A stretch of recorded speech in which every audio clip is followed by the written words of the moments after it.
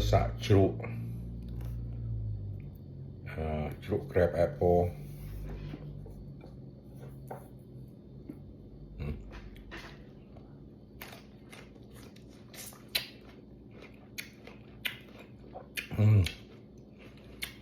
xua nấm đâm chua đấy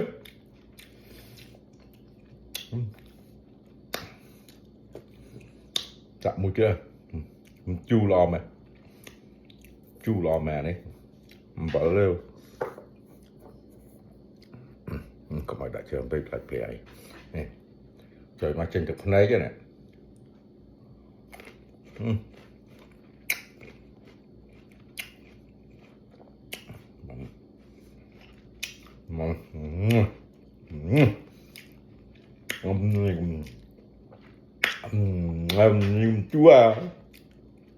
chua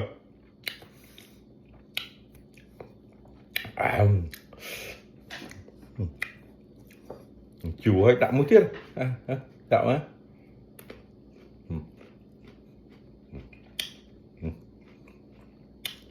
này rồi chua đấy âm như là chua á mà người nha mà đi mà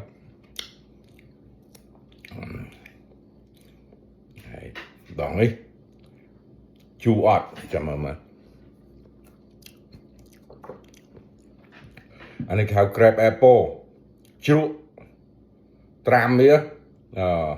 tram anh ấy khao cái tram chẳng ấy tram crab apple chán xin mò thế chua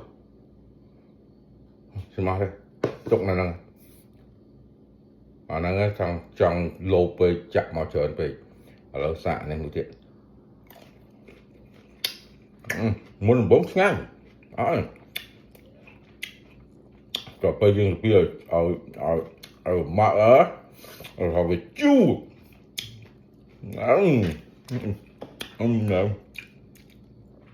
chua